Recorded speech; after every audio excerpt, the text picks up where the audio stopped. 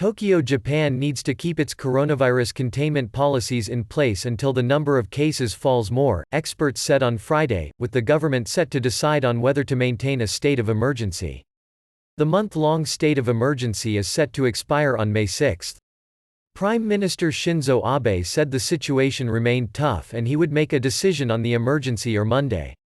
On Thursday, he warned citizens to prepare for a drawn-out battle against the virus, and political sources told Reuters the government was planning to extend the emergency for about a month.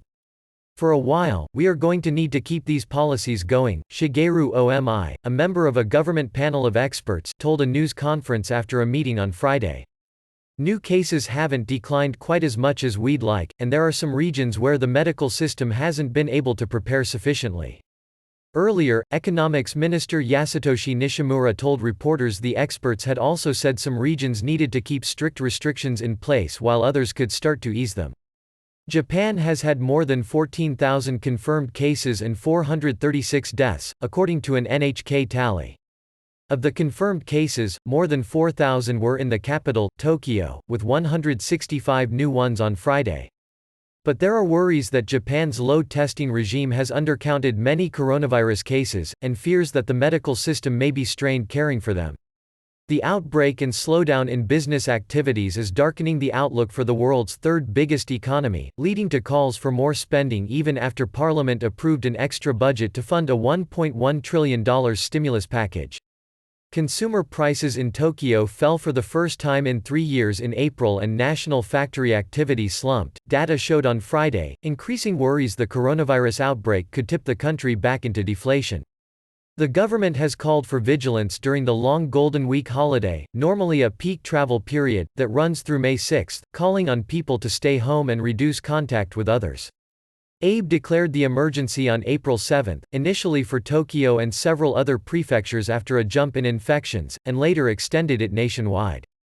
It gives governors greater power to tell people to stay at home and ask businesses to close, but it does not mandate penalties in most cases for non-compliance, relying instead on social pressure and respect for authority.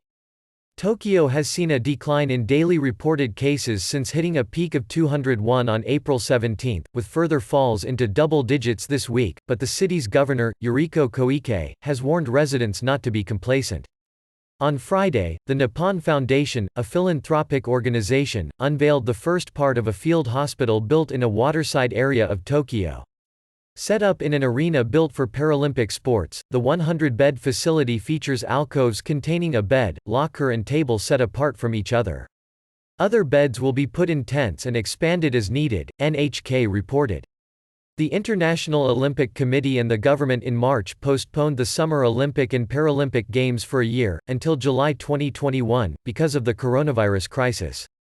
Athens, Reuters, Greek workers and students wearing masks and gloves lined up outside Parliament to commemorate May Day, defying a government ban on movement imposed to fight the coronavirus.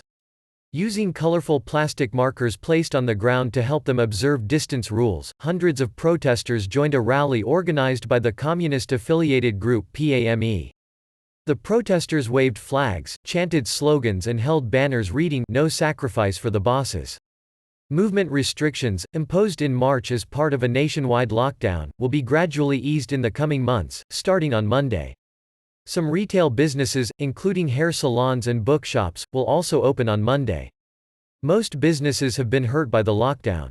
The conservative government has promised to protect jobs in a country that has only just emerged from a decade-long debt crisis that wiped out a quarter of its economic output.